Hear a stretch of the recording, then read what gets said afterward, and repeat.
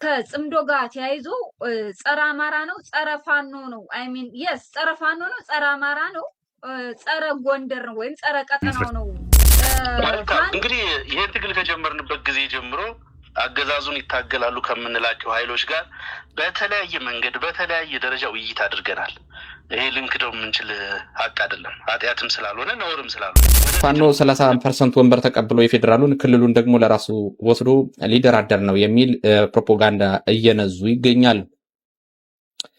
በእውኑ ፋኖ ሊደራደር ነው ወይ? መልሱ አይደለም። ሊደራደርም አይችልም። ከማን ጋር ነው የሚደራደረው? የመደራደር ሐሳብም የለውም። የፋኖ ዝግብ የውስጥ ሽኩቻውና ትርምሱ እንደቀጠለ ነው። ድርድር ተጀምሯል የሚለው ዘገባ ገና ውሎ ሳያድር እኛ ያልወከልናቸው በህዝብ ስም የሚመሉ ሰዎች አመጡብን እንጂ ድርድር ብሎ ነገር የለም የሚል መልስ የሚሰጡ ሰዎች ብቅ ብቅ ማለት ጀምረዋል። ፋኖ 30% ወንበር ተቀብሎ የፌዴራሉን ክልሉን ደግሞ ለራሱ ወስዶ ሊደራደር ነው የሚል ፕሮፓጋንዳ እየነዙ ይገኛሉ። በእውኑ ፋኖ ሊደራደር ነው ወይ? መልሱ አይደለም። ሊደራደርም አይችልም። ከማን ጋር ነው የሚደራደረው? የመደራደር ሐሳብም የለውም። እንዴት ምንስ ማለት አሁን ግራ ይገባኛል። ግን ሞቶ ተገንዞ ሳጥን ውስጥ ገብቶ ለመቀበር ሞቶ ተገንዟል። ኦሬዲ ሳጥን ውስጥ ገብቶ ለመቀበር የሚጠባበቅን አስከሬን እንዴት ብለህ ነው ልትደራደረው የምትችለው? በእውኑ ይህን ያክል የፋኖዎችን አቅም፣ የፋኖዎችን ዕውቀት፣ የፋኖዎችን ቁርጠኝነትና ለአማራ ህዝብ ያላቸውን የመስዋዕትነት ውሳኔ በምን ደረጃ ብትገምቱት ነው ይህንን ለፕሮፓጋንዳ ፍጆታነት ይዛችሁት የምታችሁት ማለት ፈልጋለሁ። ደግሞ የአንድ አካባቢ ሰዎች ናቸው። እኔ አሁንም ልናገር፣ በጣም ወራዳ ምግባር ተፈጽሙና ያንን ወራዳ ተግባራችሁን ወራዳነታችሁን ስንገልጽ የሆነ አካባቢ ውስጥ ሄዳችሁ ትወሸቃላችሁ። ወክሏችኋል። የት ያውቃችኋል? ሲጀመር በተለይ ቅንጭሬዎች የምሬን እኮ ነው። በዚህኛው ሳይድ ፋኖን ስትቃወሙ፣ ፋኖን ለማፍረስ ሌትም ቀንም ደፋ ቀና ስትሉ፣ ስትፈልጉ ተናጣጥሏችኋላችሁ፣ ስትፈልጉ እርስ በርስ ታማቷችኋላችሁ፣ ታባሏችኋላችሁ። ሌትም ቀንም እነሱን ማፍረስ ላይ ፕሮጀክት ዘርግታችሁ ስትሰሩ ትውሉና የምትሰሩትን ተግባር ለምን ተብላችሁ ስትጠየቁ የጎንደር ህዝብ እንደዚህ ሆኖ፣ የጎጃም ህዝብ እንደዚህ ሆኖ፣ የወሎ ህዝብ እንደዚህ ሆኖ፣ የሸዋ ህዝብ እንደዚህ ሆኖ፣ እኔን ጨምሮ ለምንሰራው ስራ ተጠያቂነታችን ራሳችን ብቻ ነን። አለበለዚያ እያንዳንድ የጎንደር ህዝብ ወይም የጎጃም፣ የወሎ፣ የሸዋ ህዝብ ዋሽ፣ ስረቅ፣ ቅጠፍ፣ ራስህን ሽጥ፣ ወራዳሁን አላለህም አልወከለህም። ሲጀመር ውዝግቡ ግን በድርድር ብቻ የሚገታ አይደለም። ሰሞኑን አፋቸው ውስጥ የከረመችው የጽምዶ አጀንዳ ጭምር እንጂ ጽምዶ ፋኖንም የአማራን ህዝብም ይጎዳል የሚሉ ሰዎች አሁን ወደፊት መምጣት ጀምረዋል። ከጽምዶ ጋር ተያይዞ ጸረ አማራ ነው ጸረ ፋኖ ነው የስ ጸረ ፋኖ ነው ጸረ አማራ ነው ጸረ ጎንደር ነው ወይም ጸረ ቀጠናው ነው። ፋኖ ግን የአማራን ህዝብ ጥቅም ሊያስጠቅም በሚችልበት ደረጃ ተጣምሮ አይደለም። ጭራሽ የአማራን ህዝብ ጥቅም ሊያስጥል በሚችል መጣመር ውስጥ ተጣምሮ ወደ ጦርነት እየገባ ነው። እንግዲህ ስሙ አንዳንድ አመራሮች ስላሉበት እዛ ጽምዶ ውስጥ ጦርነት ይጀምራሉ። ጦርነት ሲጀምሩ ግን የጦርነቱ ሜዳ የት ነው የሚሆነው ብላችሁ አስቡ። የጦርነቱ ሜዳ የሚሆነው አማራ ክልል ነው። አማራ ክልል ላይ ሆኖ ደግሞ የት ቦታ ካላችሁ የተመረጡት ቦታዎች ጎንደር፣ ሸዋና ወሎ ናቸው የተመረጡት። ጦርነቱ በከባድ መሳሪያ አማራ ክልል ላይ ይሆናል። ቲፒኤልኤፍ ደግሞ በአማራ ህዝብ መድከም፣ በአማራ ህዝብ መዳከም ማሳካት የሚችለው ፍላጎቶች አሉ። የቲፒኤልኤፍ ፍላጎት እናውቃለን አይደለም? የወሰንና የማንነት ጉዳይ ተብሎ የአማራ ህዝብ ከፍ ሲል የኢትዮጵያ ህዝብ ዋጋ የከፈለበትን ጉዳይ መውሰድ ነው። ስለዚህ ጽምዶ ብለው የገቡ የፋኖ አመራሮች ለቲፒኤልኤፍ በዋናነት እየሰሩለት ነው ማለት ነው። አስረስ ማረዳምጤ ግን ድሮም አሁንም ወደፊትም የምንቀጥልበት ተግባራችን ነው ብሎ እርግጡን ተናግሯል።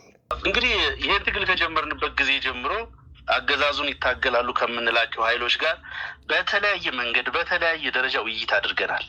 ይሄ ልንክደው የምንችል ሀቅ አይደለም። ኃጢአትም ስላልሆነ ነውርም ስላልሆነ ወደፊትም የሚደረግ ስለሆነ ማለት ነው።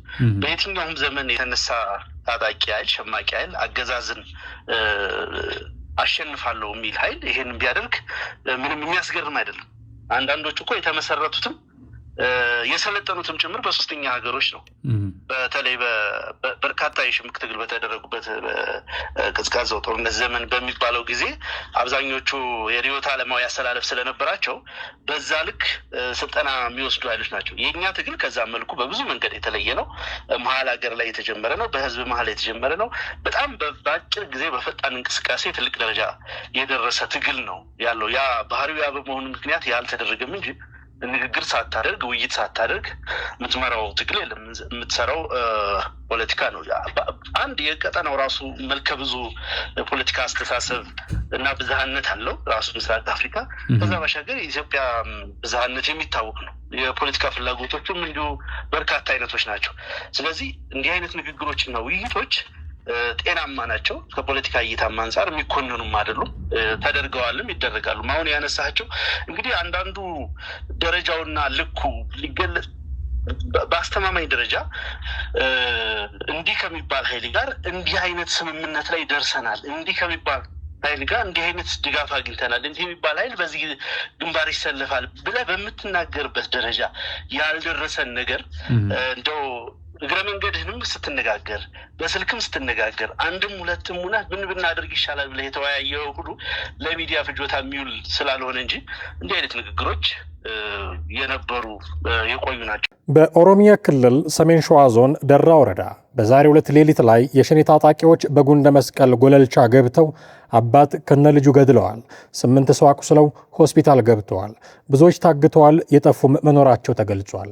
በርካታ የቀንድ ከብቶች በጥይት ተመተው ሞተዋል። የተረፉትንም ወስዷቸዋል።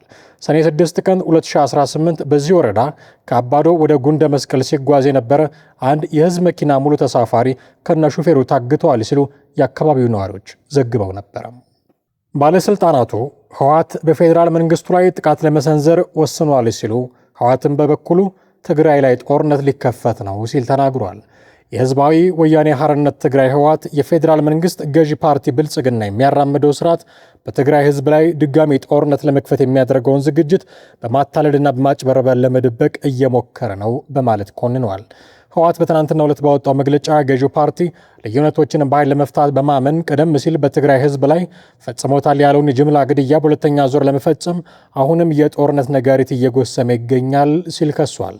የትግራይ ክልል ጊዜያዊ አስተዳደርን በኃይል የተቆጣጠረው በብሔራዊ ምርጫ ቦርድም ህጋዊ ሰውነት የተሰረዘው ህወሓት ገዢው ፓርቲን በጦርነት ዝግጅትና በሰብአዊ መብቶች ጥሰቶችም ጭምር ከሷል።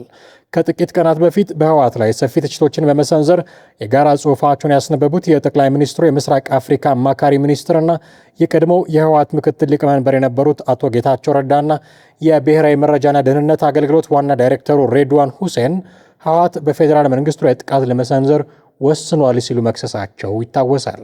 አክለውም በትግራይ ክልል የፕሪቶሪያውን የዘላቂ ግጭት ማቆም ስምምነት የሚቃወሙ የህወሓት ስብስብ ስምምነቱን በይፋ በመሻር ከፌዴራል መንግስቱ ጋር ለቀጥታ ወታደራዊ ግጭት እየተዘጋጀ መሆኑን አጽንኦት ሰጥተው ነበረ። ከዚህ በተጨማሪም ጽምዶ የተሰኘው ጥምረት በአስመራ በመቀሌ እንዲሁም በሱዳን ተደጋጋሚ ስብሰባ እያደረገ መሆኑን በመጥቀስ ህወሓት በፌዴራል መንግስቱ ላይ ጥቃት ለመክፈት ዝግጅት እያደረገ መሆኑን መግለጫው አይዘነጋም። ይሁን እንጂ ህወሓት ሰሞነኛ በሚል ባወጣው መግለጫ ይፋ ባደረገው ክስ ከፌዴራል መንግስት በኩል በትግራይ የተለያዩ አካባቢዎች እየተፈጸሙ ያሉ የድሮን ድብደባዎችና ከጫፍ እስከ ጫፍ እየተደረጉ ያሉ የወታደርና የጦር መሳሪያዎችን በማዝመት ፉከራ ላይ ነው በማለት ይህንንም ለጦርነት ትንኮሳ ዋነኛ ማሳያዎች ብሎ አቅርበዋል። ድርጅቱ አክሎም ከዚህም በተጨማሪ በትግራይ ህዝብ ላይ በተጣለው ከበባና ክልከላ ምክንያት በአሁኑ ወቅት የህክምና ቁሳቁስና መሰረታዊ ሸቀጦች እጥረት መከሰቱን ገልጿል። በተለያዩ መጠለያ ጣቢያዎች የሚገኙ ተፈናቃዮች ወደ ቀያቸው ከመመለስ ይልቅ ላለፉት 3 ወራት ይሰጣቸው የነበረው እርዳታ ሙሉ በሙሉ መቋረጡንም አንስተዋል። በዚህ ጉዳይ ላይ ከፌዴራል መንግስት በተደጋጋሚ የሚነሳ ነገር ያለ ሲሆን ይህም ህወሓት ለሰብአዊ ረድኤት የሚላኩ ምግቦችን ለወታደራዊ ፍጆታ እየተጠቀመ ነው የሚል ነው። እስካሁን ወደ ግልጽ ጦርነት ያልተገባበት ብቸኛው ምክንያት በትግራይ በኩል ባለው ከፍተኛ ትዕግስት በመሆኑ ነው ያለው ድርጅቱ ሊበሏት የፈለጓትን አሞራ ጅግራ ነሽ ይሏታል የሚለውን አባባል በመጠቀም ብልጽግና የትግራይን ህዝብ በጠብጫሪነት በመወንጀል ክስ ላይ ተጠምዷልም ብሏል። በምርጫ ቦርድ ህጋዊ እውቅናን የተነፈገው ፓርቲው አክሎም በትግራይ ህዝብ በመንግስትና በህወሓት በኩል ያለው ጽኑ አቋም የትግራይ ህዝብ ጥያቄዎችና ማናቸውም ልዩነቶች በሰላማዊ መንገድ መፍትሄ እንዲያገኙ የሚል ቢሆንም የብልጽግና ስርዓት ግን ይህንን ትዕግስት እንደ ድክመት ቆጥሮታል ሲል ይከሳል። ህወሓት አሁን ላይ ወጣቶችን በማፈስ ወደ ወታደራዊ ካምፕ እንዲገቡ እያደረገ ነው በሚል የተለያዩ ተቋማትና መገናኛ ብዙሃን ዘገባዎች የሚያመላክቱ ሲሆን ወጣቶችም ለስደት እየተዳረጉ መሆኑ ተደጋግሞ ይሰማል።